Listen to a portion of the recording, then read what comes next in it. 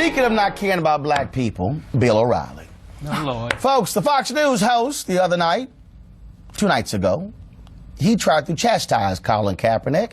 Hey, he's written some book, and then he decides to go on his show, actually on the Today Show earlier, then he goes on his book, and he said this about the San Francisco 49er quarterback who's been protesting by kneeling during the national anthem for the purpose of bringing attention to police brutality. So here's my message to Mr. Kaepernick and his sympathizers. No nation is perfect, but American police officers very rarely shoot civilians. The statistics prove it. Also, while there is social injustice, and blacks have suffered in this country, most Americans deplore bias, and we have seen tremendous improvements in that area. To overhype the few police shootings that do occur, and to create hostility toward your own country, should be put in a basket of deplorables. Perspective is everything in life. Now, I am going to send Kaepernick a copy of Killing the Rising Sun. I am not confident he will read it. But if he does, he might understand that millions of Americans have given their lives for the cause of freedom. Freedom for blacks in the Civil War. Freedom for everybody in the Revolutionary War. Freedom for Asians and freedom for Europe in World War II and World War I.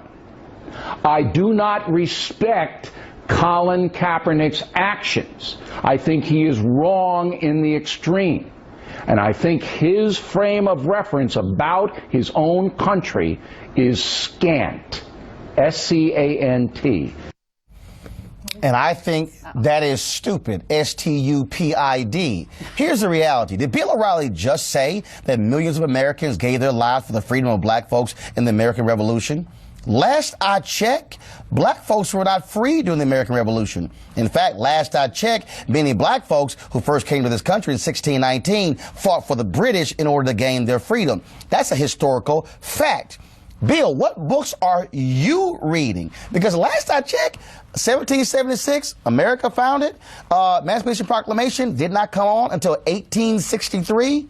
Almost 100 years later, Bill. So exactly what black folks were freed during the American Revolution? Oh, then Bill, of course, cited the Civil War. And again, somehow believing that, oh, no, they were fighting for the freedom of black people. Really? So please explain to me the Great Compromise of 1877 that entered the period of Reconstruction after 12 years that ushered in Jim Crow. You know that deal that was cut where Republican Rutherford B. Hayes became president and Democrats said you got to pull the federal troops out of the South? See, that's the same history, Bill. So please explain to me again how black folks were freed, because if black folks were freed with the Civil War, then that means we would not have had Jim Crow. I mean, we would not have had to go through the Civil Rights Movement. But then, of course, you then have the audacity, the unmitigated gall to actually say that, oh, it was also about freeing black people during World War II. But please explain to me how many black soldiers came back to America and they still had racial hatred. Explain to me the black soldiers who were forced to ride in the back of rail cars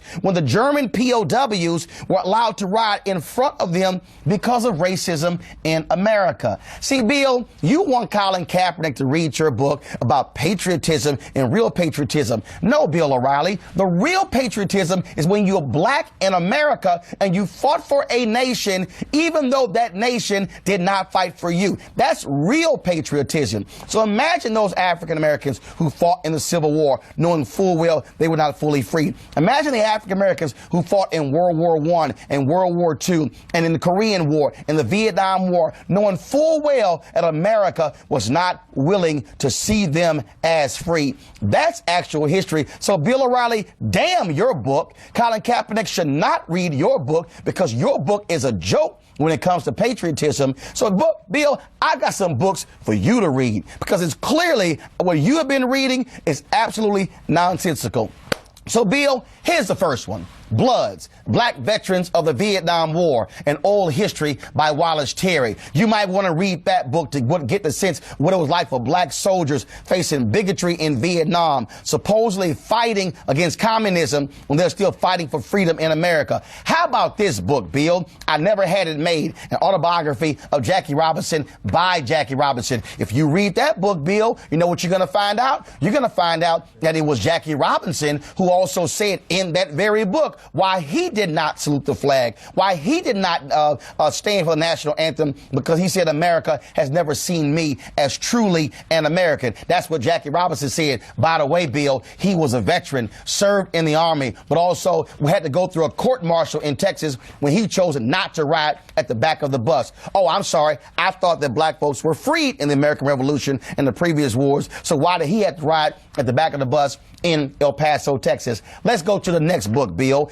Patton's Panthers, the African-American 761st Tank Battalion in World War II by Charles Sasser. That details those brothers who were sitting here fighting alongside Patton. Here's another book for you, Bill. American Patriots, the story of blacks in the military from the Revolution to Desert Storm by Gail Lumet Buckley. Yes, right. Black folks, actual American patriots. Here's another book, Bill. Strength for the Fight, a history of black Americans in the military by Bernard C. Nolte. Something else you should read. But how about this one? Benjamin O. Davis Jr., American, an autobiography, a black man who we went to West Point and they did not speak to him for an entire year while he was at West Point. See, Bill, I thought we were all Americans. I thought we were all free. But you mentioned World War II, which your new book is about. So why don't you read this book called The Double V Campaign, African Americans in World War II by Michael L. Cooper. See, here's what you don't realize, Bill. The Double V Campaign was about fighting for victory abroad and victory at home. It was Robert Abbott, the founder of the Chicago Defender,